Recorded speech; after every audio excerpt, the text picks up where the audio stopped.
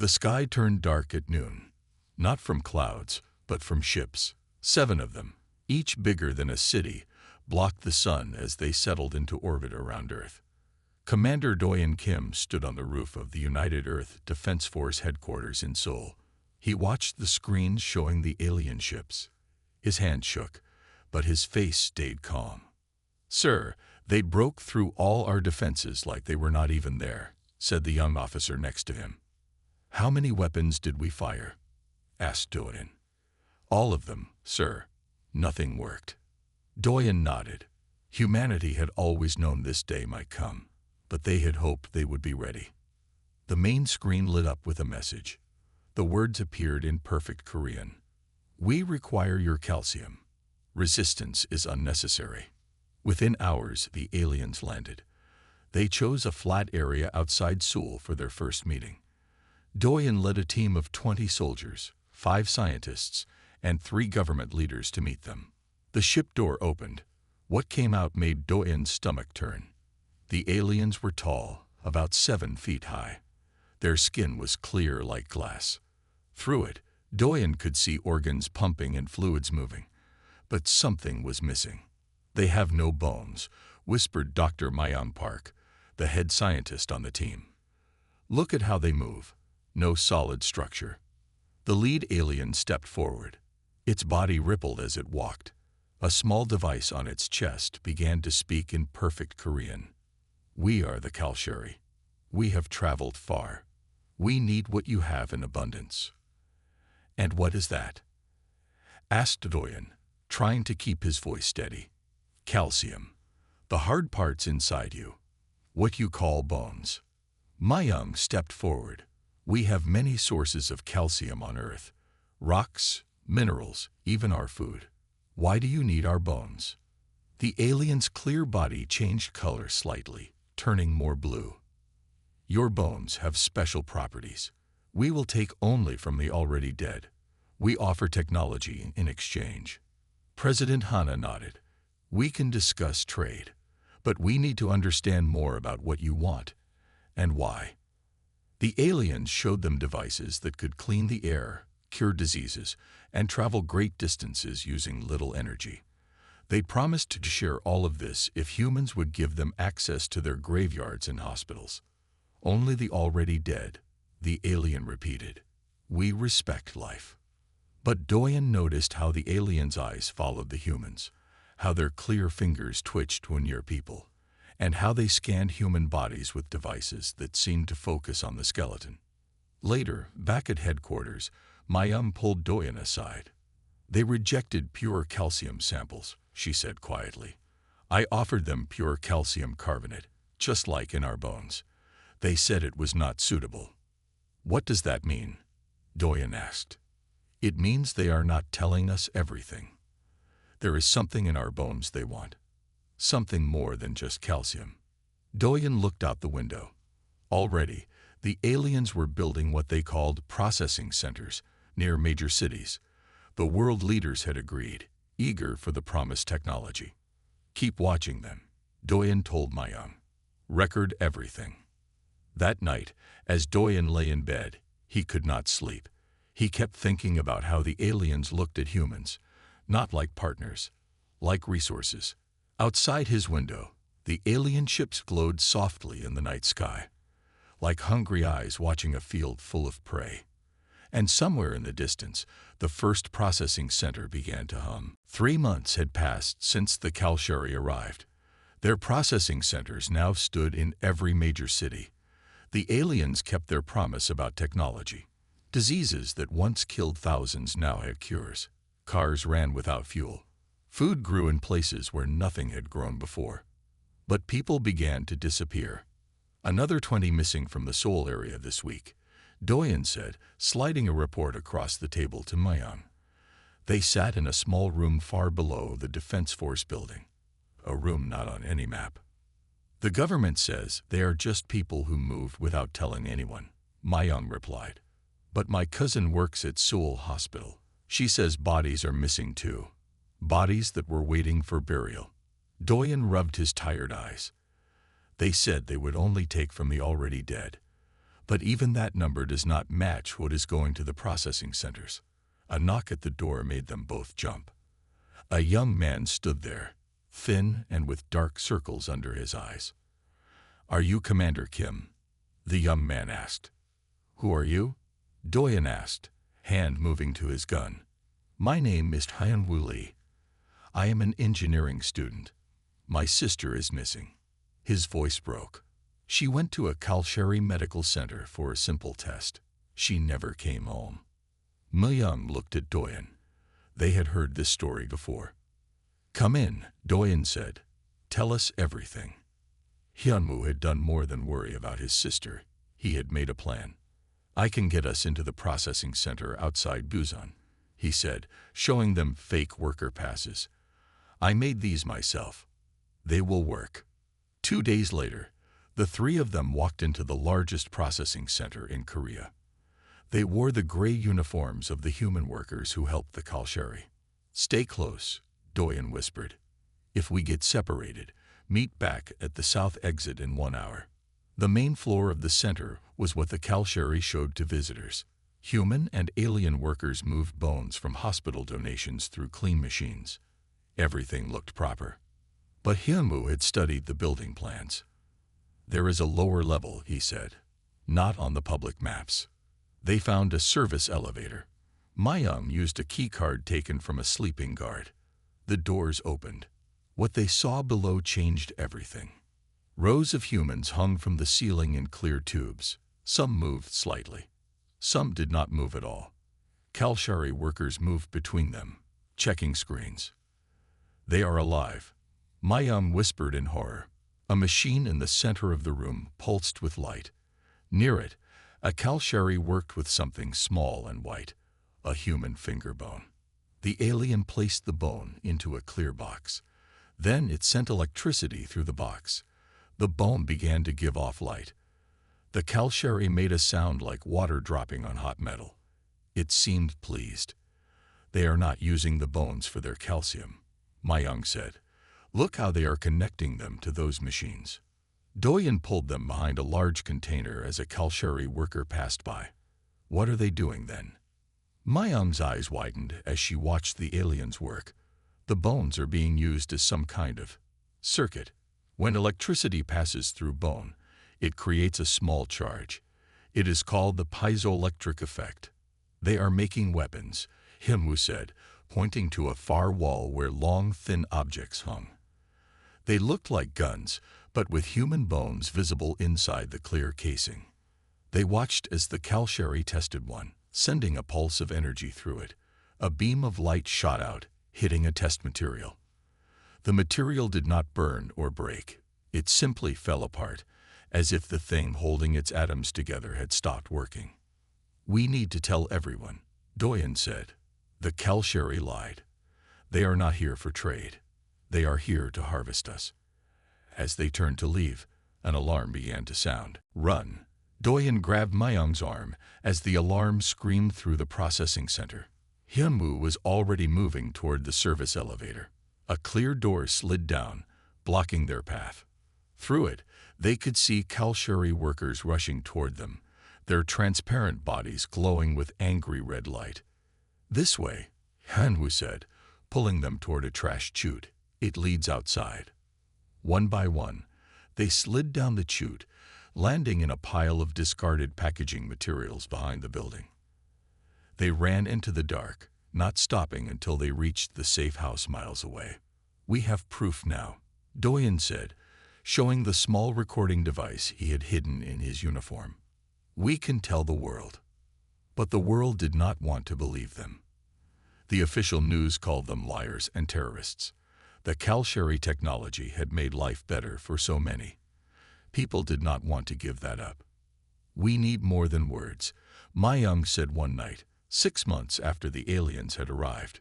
"We need a way to fight back." They had built a resistance network by then. Small groups of people who had lost someone, or who simply saw the truth. They met in basements and old buildings, sharing information through paper notes, not computers. A new person joined their group.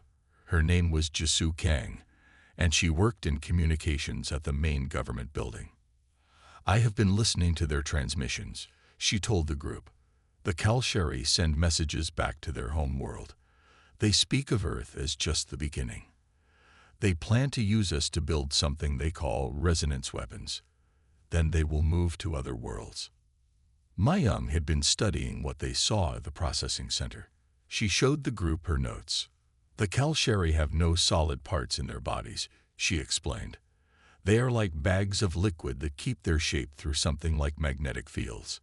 They are very sensitive to certain sounds and vibrations. Hyunwoo had been working too. He brought out a small device made from parts he had stolen from his university. I built this based on what we saw them doing with the bones, he said. It makes a sound we cannot hear. But watch what happens when I point it at this glass. He turned on the device. The glass began to shake. Then it shattered. Now imagine what it would do to a Kalsheri, Hyunwoo said quietly. Doyen looked at the device with wide eyes. Can you make more of these? With the right parts, yes. Many more. Jisoo studied her notes on Kalsheri communications. They operate on a shared system. Their minds are connected somehow. If we hurt one, we might be able to hurt many. The resistance worked in secret for weeks. They built devices, they made plans. People slipped away from cities to join them. Families who had lost loved ones.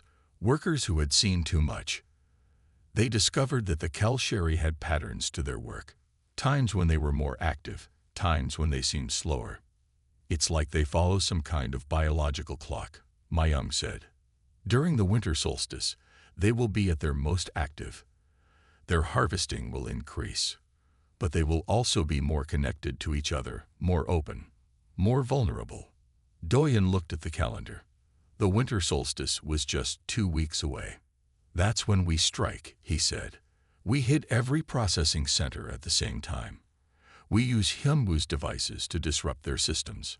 The resistance looked back at him, faces hard with determination. They had all lost something. Friends, family, their world. Now they would take it back. They came for our bones, Doyen said. Now let's show them our teeth. Winter solstice came, the shortest day of the year, the longest night.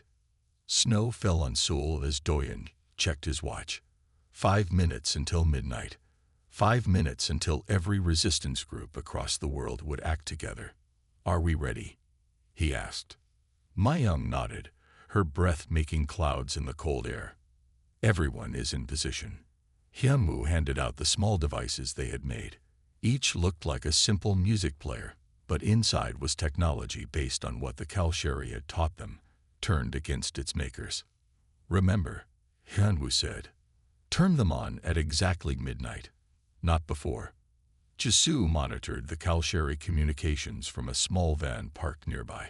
Their activity is at peak levels, she reported, just as we expected. Their systems are fully connected right now. The team split up, moving toward the Seoul processing center from different directions. Guards patrolled the fence, but they were human guards, paid well to look away from what happened inside. Doyen easily slipped past them. He had once been their commander, after all. He knew their patterns. At the north wall, Mayung planted her device and waited. Hyunwoo took the east wall, Jisoo the west. Doyen moved to the south entrance, where most of the Kalsheri would be working. His watch beeped softly. Midnight. Doyen pressed the button on his device. Nothing seemed to happen. No sound he could hear. No light he could see. But inside the processing center, something changed. The first scream was like nothing Doyen had ever heard. It was high and strange, more like breaking glass than a voice. A Kalsheri worker stumbled out of the entrance, its clear body vibrating wildly. Inside its see-through skin, organs shook and fluids swirled in unnatural patterns. More screams followed. The Kalsheri poured out of the building, their bodies shaking. Some fell to the ground, their form losing shape, spreading out like water.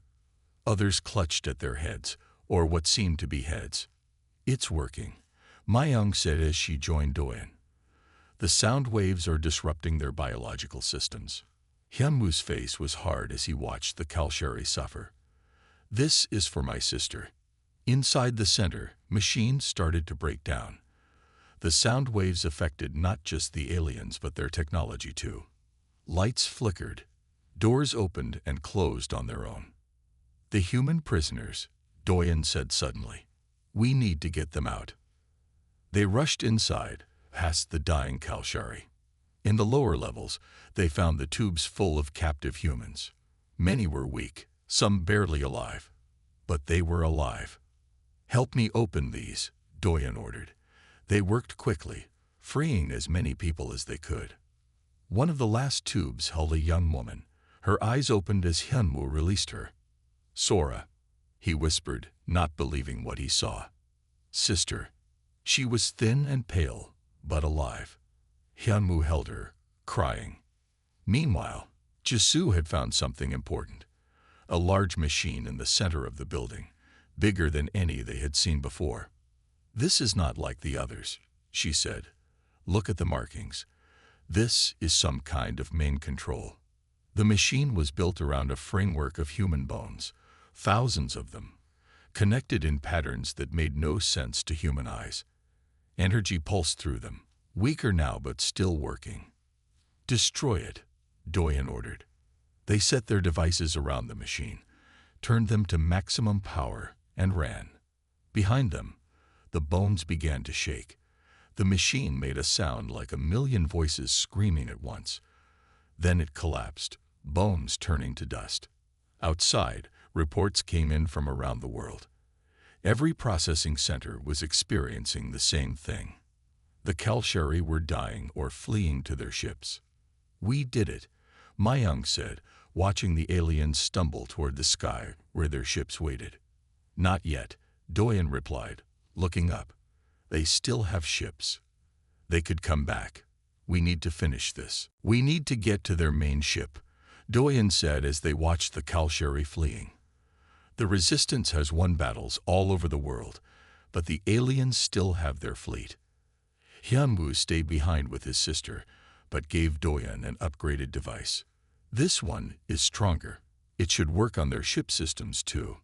Mayum and Jisoo joined Doyen as they raced to the landing area where a small Kalshari shuttle sat. The aliens had used these to travel between their main ships and Earth.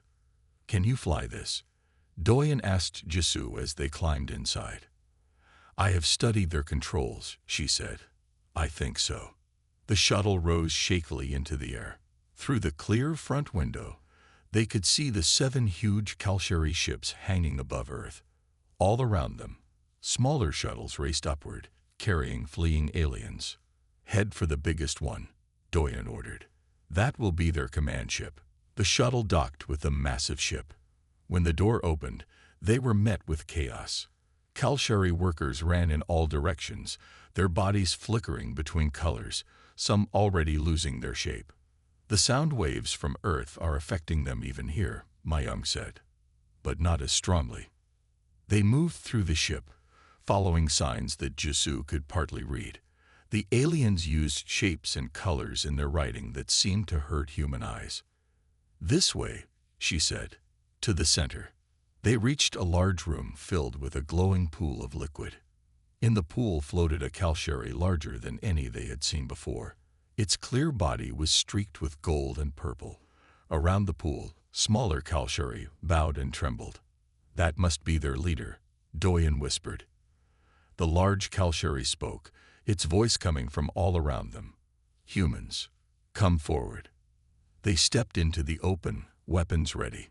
"You have done what no species has done before," the Kalshari leader said. "You have turned our own tools against us. Why did you attack us?" Mayung demanded. "Why harvest us?" The pool rippled as the leader moved. "Your bones sing. They create energy patterns we cannot make ourselves. We have searched the galaxy for 100,000 years for what you have." Images appeared in the air. Other worlds, other species, all harvested for their parts. "You were to be a resource," the leader continued. "How did tools become the wielders?" Doyen stepped forward. "We are not tools. We never were. Your mistake was thinking that our strength was in our bones, but our true strength is in what we do with them. The leader's body shuddered. It does not matter now. The resonance you created has spread through our network. Our ships are failing. Our people are dying. The signal travels faster than light, affecting all Kalshari everywhere. Mayang looked at the smaller Kalshari around the pool. They were melting slowly, losing their form. Can it be stopped? She asked, suddenly unsure. No, the leader said simply. What you began cannot be undone. Our consciousness is linked. The pain spreads from mind to mind. A terrible sound filled the ship, like a million crystal glasses breaking at once. The sound of an entire species screaming. We are leaving your world, the leader said as its body began to lose shape like the others. We have sent warnings to all corners of space, warnings about the humans and their resonant bones, the species whose skulls make our skulls scream. The ship shuddered. Jisoo checked a control panel. The engines are starting. They are leaving orbit. They raced back to their shuttle, barely making it out before the massive ships began to move. As they descended back to Earth, they watched the 7 great ships rise into the stars, trailing light and strange patterns. Is it over? Jisoo asked. Doyen nodded slowly. I think so.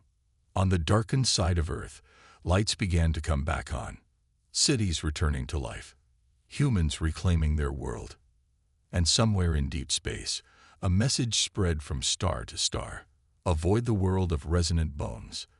Their strength is not what you can take from them, but what they will take from you. 5 years passed since the day the Kalshari ships left Earth. The world had changed in ways both good and bad. Doyen stood at the window of the new United Earth Defense Force tower. From here, he could see the rebuilt Seoul, now mixed with alien technology the humans had learned to use. The old processing center had been turned into a memorial for those who had not survived. Commander, they are ready for you, said a young officer at the door. Doyen nodded and followed him to the meeting room. Inside waited familiar faces. Mayang sat at the head of the science division table. Her hair had more gray now, but her eyes were as sharp as ever. Beside her, Hyunwoo worked on a small device, his fingers moving quickly. Across from them, Jisoo studied a screen filled with star maps. The orbital defense system is fully operational. Hanwoo reported as Doyen took his seat. We have stations around the Earth, the Moon, and Mars. After the Kalshari left, humans had moved quickly into space. The fear of other aliens pushed them to the stars faster than any race for resources could have. Any news from the deep space monitors? Doyen asked. Jisoo looked up from her screen. Nothing direct. But we have picked up strange signals. Other species talking about Earth. About us. She smiled a little. They seem afraid. The door opened again, and Sora walked in. Hyunwoo's sister had recovered fully in the years since her rescue. She now led the team studying how bone resonance worked. We have made a breakthrough, she announced, setting a small box on the table. Inside was a piece of human bone, taken from a willing donor who had needed surgery. We can now create the same energy patterns the Kalshari wanted, but without using actual bones. She pressed a button, and the box hummed softly. Light spread from it, filling the room with a warm glow. This could power a city for a year, she said proudly. Mayang reached out to touch the box gently. And you are sure this cannot be turned into a weapon? Not the way we are using it, Sora replied. We have built-in safeguards. Doyen looked around the table at these people who had saved their world, who had turned horror into hope. A young scientist rushed into the room, face excited. Dr. Park, we received a new signal. It is not like the others. They all followed him to the main monitoring room. On the big screen, a pattern pulsed. It was not Kalshari, but it was not human either. Another species? Doyen asked. Jisoo studied the pattern. Yes, but they are not coming here. They are stopping at the edge of our solar system and sending this. The pattern resolved into an image. A hand raised in greeting. Then words in many languages, including Korean. "We hear you are dangerous," Jisoo translated. "We hear you defeated the harvesters. We would speak with you." The room fell silent. This was the moment they had prepared for. The moment Earth would truly join the wider universe. "What do we do?" someone asked. Doyen looked at his friends, at what they had built from the ashes of invasion. "We answer," he said simply. "We tell them that we want peace, but that we will defend ourselves if needed." Mayung nodded. "We tell them that we are more than our bones, that we are minds and hearts as well. And we invite them to talk." Kangu added, "Not as predator and prey, but as equals." The decision made, they sent their reply into the stars, a message of both welcome and warning. The universe had learned that humans were dangerous when threatened. Now it would learn that they could also be friends when respected. And somewhere far away, the last of the Kalshari drifted between stars, their bodies still vibrating with the memory of human bones, their minds still filled with the sound of their own skulls screaming. 10 years after first contact with the new alien species, Earth had joined what was known as the Galactic Council. Doyen adjusted his formal uniform as he prepared to enter the great meeting hall on the neutral space station Harmony. As Earth's representative, he carried the hopes and fears of his entire planet. "Ready?" Mayum asked. She wore the blue robes of Earth's Science Division, decorated with small symbols showing her rank. "As ready as I will ever be," Doyen replied. "Is everyone else in position?" Mayung nodded. "Hyunwoo is at Earth Defense Command, monitoring everything. Jisoo is with the communication team, ready to translate if needed. And Sora is standing by with the resonance technology demonstration." The massive doors slid open. The council chamber was built like a giant bowl, with seats for 50 different species arranged in circles. Some looked almost human. Others were so strange that Doyen could barely understand what he was seeing. Clouds of gas that somehow thought. Beings made of crystal, things that shifted between shapes as he watched. At the center of the room stood a tall alien with 4 arms and skin that changed color like the sky at sunset. This was Kel, the council leader. "Earth takes its place today," Kel announced, voice echoing, "the species that defeated the harvesters." Murmurs ran through the crowd. The harvesters. That was what the rest of the galaxy called the Kalshari. Doyen learned that they had attacked many worlds before Earth, leaving only empty planets behind. "We have studied your history," Kel continued. "You are young as a spacefaring race, yet you did what ancient civilizations could not. You survived. You fought back." Doyen stepped forward. "We only defended ourselves. We wish for peace with all peaceful species." A large being that looked like a pile of green moss moved forward. "But the question remains, are humans peaceful, or are you the new threat to this galaxy?" The room grew tense. Many species feared humans now. The race that made the harvesters run.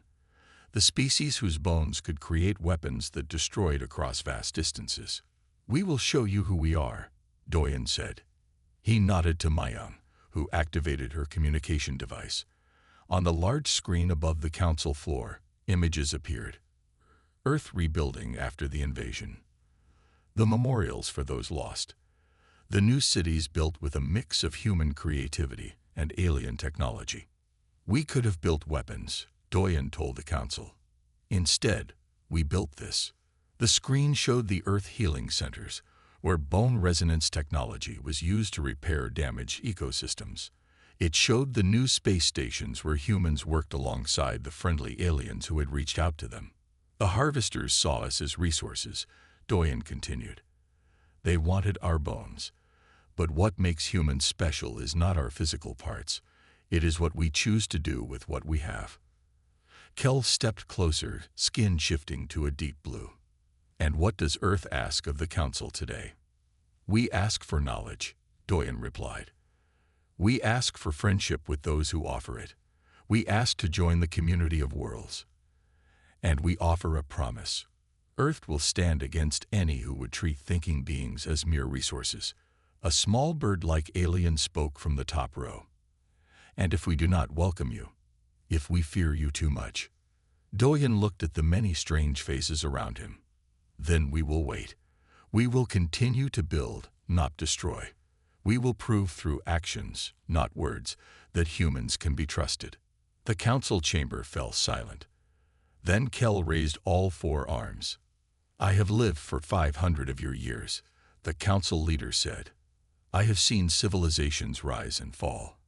Those who survive hardship either become hard themselves, or they become wise." Kel's skin shifted to a warm gold. "Earth has chosen wisdom. The council welcomes you." One by one, the representatives of 50 worlds stood. Some quickly, some slowly, some clearly still afraid. But they stood. As Doyen left the chamber later, Mayang walked beside him. "This is just the beginning," she said. Doyen nodded. "The hardest part is still ahead. Proving we deserve their trust. Proving we are more than the species that makes skulls scream." Above them, through the station's clear dome, the stars shone. Not just points of light now, but homes, neighbors, a community that humans were just beginning to understand. And somewhere among those stars, the message continued to spread. Fear the humans, but respect them too. They are not just their bones. They are something much more. 20 years after joining the Galactic Council, Earth had become a respected member of the interstellar community.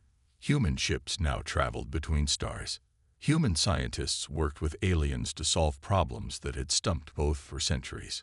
Doyen, now much older with white hair and lines on his face, sat in his garden home outside the New Sol. He had retired from his position as Earth's representative 5 years ago. Now he spent his days growing plants and writing his memories. The communication device on his wrist beeped. Mayang's face appeared above it. "Doyen, you need to come to the defense center now," she said. Her voice was tight with worry. "What is it?" he asked, already standing up. "The deep space monitors have detected something. Something we hoped never to see again." 20 minutes later, Doyen stood in the command center of Earth Defense, surrounded by screens and worried faces. Hanwoo, now the head of defense technology, pointed to a star map. "Here," he said, moving through the Orion sector. "A ship with Kalshari energy patterns." Doyen stared at the blinking light on the map. "How is that possible? We thought they were all gone." Jisoo, who had become the head of alien communications, shook her head. "Not gone. Just running. It seems some survived." Sora brought up more detailed scans. "It is a small ship, much smaller than those that came before. And it is damaged. Moving slowly." "Are they coming here?" Doyen asked. "Yes," Mayang confirmed. "Their course will bring them to Earth in 3 days." The room fell silent. Everyone remembered the horror of the Kalshari, the processing centers, the harvesting. "Have you informed the council?" Doyen asked finally. "Yes," Jisoo replied. "They have offered support. Many species fear the return of the harvesters." Doyen looked at the faces of his old friends. They had been young when they first fought the Kalshari. Now they were the elders, guiding a new generation. "We need to decide what to do," he said. "We destroy them," said a young commander, her eyes hard, "before they can threaten us again." "We could," Hanwoo agreed. "Our weapons are much stronger now. We could destroy them before they even reach our solar system." Doyen walked slowly to the window. Outside, the city sparkled with lights. Human and alien ships moved through the sky. It was a peaceful world now, but one that remembered war. 20 years ago, he said quietly, we joined the council. We promised to prove that humans were not just destroyers, that we could be wise. He turned back to the room. If we attack without knowing why they have come, what message does that send? But if they have come to attack us again, the young commander began. Then we defend ourselves, Doyen finished for her. But first, we listen. 3 days later, a small Earth ship met the damaged Kalshari vessel at the edge of the solar system. Inside the Earth ship were Doyen, Mayang, Hyunwoo, Jisoo, and Sora, the old friends who had once saved their world. The Kalsheri ship was barely holding together. Its clear hull showed only 12 aliens inside, their bodies dimmer than Doyen remembered. "Open a communication channel," he ordered. The screen lit up. A single Kalsheri appeared. Its body flickered weakly. "Humans," it said in a voice that seemed to come from very far away. "We come not to fight. We come to ask." "Ask what?" Doyen replied, hand hovering over the weapon controls. The Kalsheri's body rippled. "We ask how you live with your bones." The 5 humans looked at each other in confusion. "What do you mean?" Mayum asked. "The resonance. The singing inside you. How do you bear it? How do you think your own thoughts with such noise inside?" And suddenly, Doyen understood. The Kalsheri had not come to attack. They had come seeking answers, seeking to understand what made humans different from all the other species they had harvested. "We do not hear it," he told the alien. "The resonance is part of us. It does not control us. It is just one piece of what we are." The Kalsheri moved closer to its screen. "Teach us, the Kalsheri had said. 4 days later, those words still echoed in the secure conference room at Earth Defense Headquarters.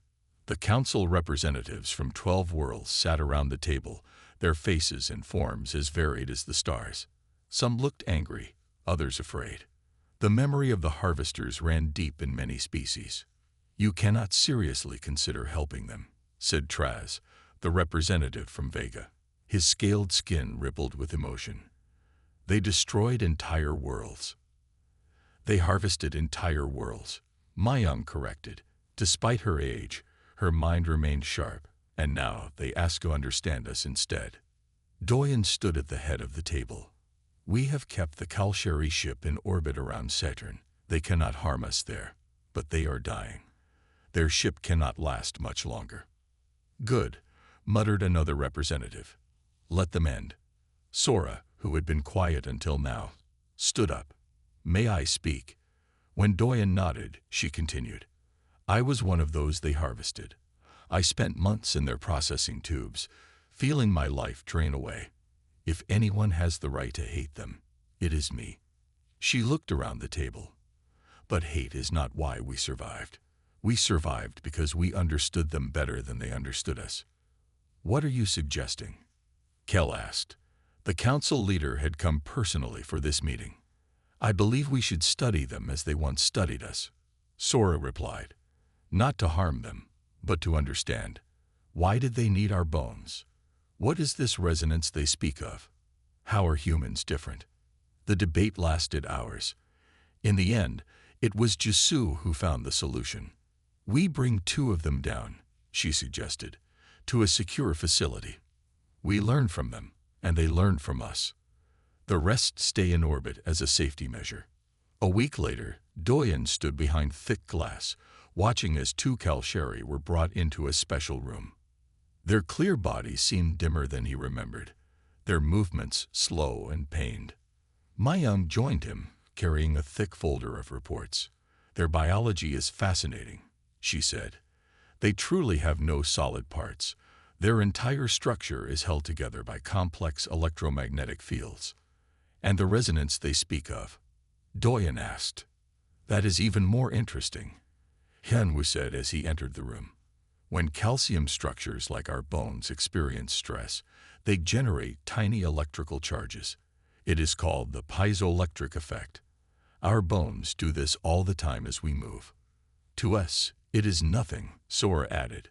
"But to the Kalsheri, these fields are like loud music. They were drawn to us because they could sense our bones from light years away.